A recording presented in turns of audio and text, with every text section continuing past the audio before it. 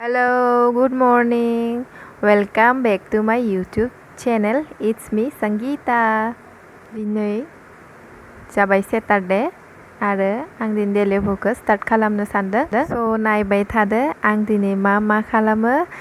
दुगैना लाबाय, खानायखौ बिदिनो लादो, दायो खाथबसिगोन। बिराद गरम ना, अखाबो हागासिनो दङ, मा खालामनो। स' नायनोसै होमबा, बिदिबा भिडिअखौ स्टार्ट खालामसै। आङो रुटि बानायनायदो, बेखौ आङो दा नाग्रोना लागोन दै एसे होनानै।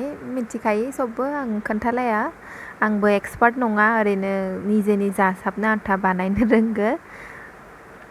नाग्रोना लाबाय, बिनि उनाव गल गल लादु बानायनानै बायदि बानायनानै नाना लाबाय आङो बुजा नादोंमोन। आङो आधाखौ हरबाय हासबेन्डनो सावनानै टिफिनाव सोनानै। बेबायदि घि होदो आङो सायाव, मानोना दा हटेलफोराबो बन्द' ना, आरो कर'ना बेमारनि थाखाय बाहेराव जानो होआखै आङो। बेखौनो टिफिनाव सोना हरबाय, एसे भाजा एवदोंमोन बिदिनो हरबाय। आंना मोनजोब्बाय, नैबे फान्थाव भाजा बेखौ बानायदोंमोन जोंहा माया। ओमफ्राय नै आं जानोसै।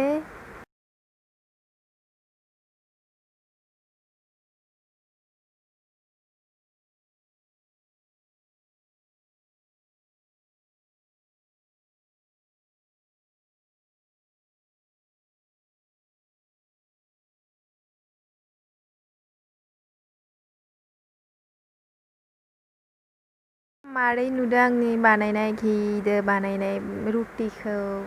ओमफ्राय आङो साहा लोङा, मालाबाल'सो लोङो, बेखायनो बिदिनो जाबाय फुंनि नास्ता। मोजां जादोंमोन, माने गोथाव जादोंमोन। निजे बानायनाय नालाय गोथावथ' जाखागोनानो।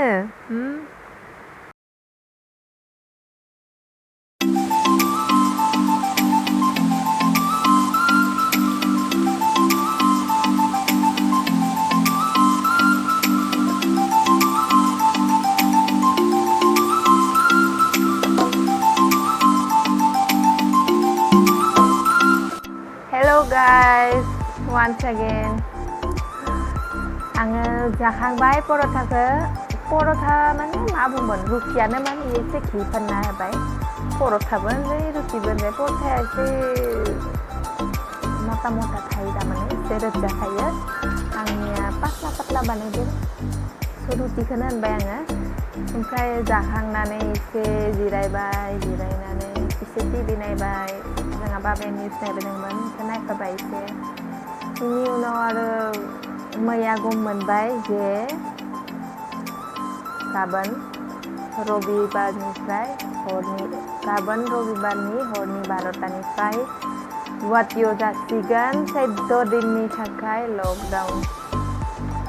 मा बुंबावनो आरो, बेमाराबो खारलिया, लकडाउन। दाबो अखायानो एसे हाबाय दङ। आं मैयानो एसे न'नि मा दङ मा गैया बाजार ओरै लायनो सानदोंमोन आङो, जोंहा इदो। ओमफ्राय मैया थांनाय जायासै, दिनै थांगोन होनना सानदोंमोन। फुंनिफ्राय दाबो अखायानो हाबाय दङ।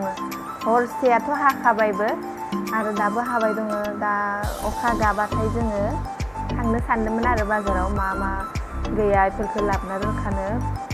आरो लकडाउना ओरैबायदि लकडाउन जे गेलामाल दखानाबो बन्द' थागोन। अनलि फार्मासि, हस्पिटाल आरो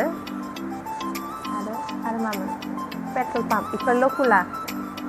बाखि मैगं थाइगं, ना बेदर मोनबो गैया। गेलामाल दखानाबो बन्द'। 7 दिननि थाखाय बन्द' होदो, बिनि उनाव चेन्ज जानो हानाय। नोंसोर नायखादो जां निउसखौ, नायबाथाय गम मोनगोन। अनलि गुवाहाटीयाव होदो लकडाउन। आरो बेलेग मा होनो, पौर एलेका होनदो, पौर एलेका होनदो। ओजा शनिबार आरो रबिबाराव प्रत्येक उइकेन्डआवनो बन्द' जागोन। इयावबो जागोन, खिन्थु दिनै बाजार खालामनो थाखाय होदो, मानोना बेयाव 14 दिननि थाखाय लकडाउन जागोन ना। स' शनिबार रबिबारखौ जोंनो बेयाव रेहाय होदो बाजार खालामनो थाखाय। स' दिनै अखा गाबाथाय बाजार खालामनो थांनांसिगोन। मा जागोन दिनै अखा गायाबा। आरो मैया न' खाथिनिफोरा बाजार खालामनो थांदोंमोन ना, बिसोरनि रायलायनायखौ खोनादों आरो बुंदों बिसोरो, दखानाव ओरैबायसा भिर जादोंनो, लाइन पाथिलायनो गोनां जादों। स' दिनै थाङाबा आरो गाबोनो आरो डेन्जार लाइन जाखागोन। नायनोसै अखाया गाबाथाय थांनो हागोन। आङो मोनसे बाथ्रा बुंनो सानदों जे आं जे इमान गोलाव बुंबाय बर'जों आंना बाङायबाबो मिस्टेक जायो। आङो एसामिस मिडियामाव फरायनाय गुवाहाटियावनो थानाय उन्दैनिफ्राय बेफोरखौथ' ओरैनो खोनासंसो आङो माबादो आरो आं उन्दैयाव बर'खौनो रायलायामोन रोङामोनानो देरनानैसो आङो रायलायनानै रोंबाय बुजि मोनोमोन आरो रायलायामोन दे। दाबो आंना भुल जानो हानाय जुदि भुल जादों आंखौ माफ खालामना होदो मानोना आङो बर'खौ बुजि मोनबाबो माने स्पस्ट' जिथुनिखि खिथाबनि लिरनाय बेबायदिखौ रोङा ओरैनो रायलायनाय मानसिफोरा जेरै रायलायो नर्मेलि बेफोरखौसो खोनानानै आङो सोलोंनाय। स' मायबा जुदि भुल जादों आंखौ माफ खालामना हो।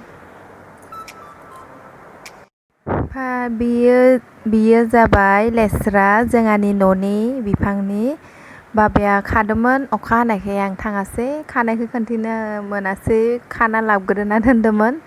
आंबो बिफांखौनो खोन्थिहरबाय नैबे लेस्रानि बिफांमोन इयावनो थायदों।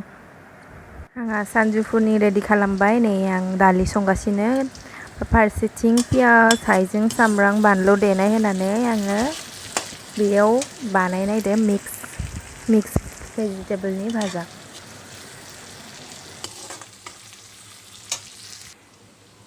सारायाव हरनो जाबाय नैबेयाव दोङो भिन्दि आलु फान्थाव लेस्रा पटल मिक्स आरो दिनै सिम्पोल मोनबो गैया दालि आरो बेनोल'।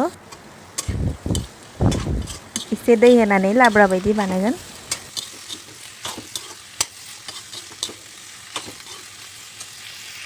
रेडि जाबाय मोनजोब्बाय नैबे भाजियाबो मोनबाय लाब्राया एसे दै होनानै आलुखौ एसे सेफायना होदो मेश खालामना होदो। ओमफ्राय नै दालि ओमफ्राय मिक्स भाजा निमु ओमफ्राय दहायनि फान्थाव भाजा एसे दङमोन बिदिनो जानोसै।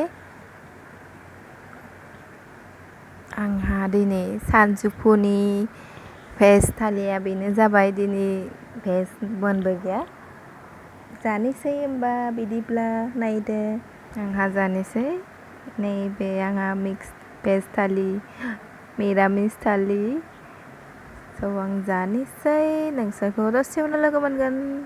हेलौ आं ओंखाम जानानै एसे उन्दुदोंमोन बिनि उनाव उथिनानै आरो मोनासिगोन।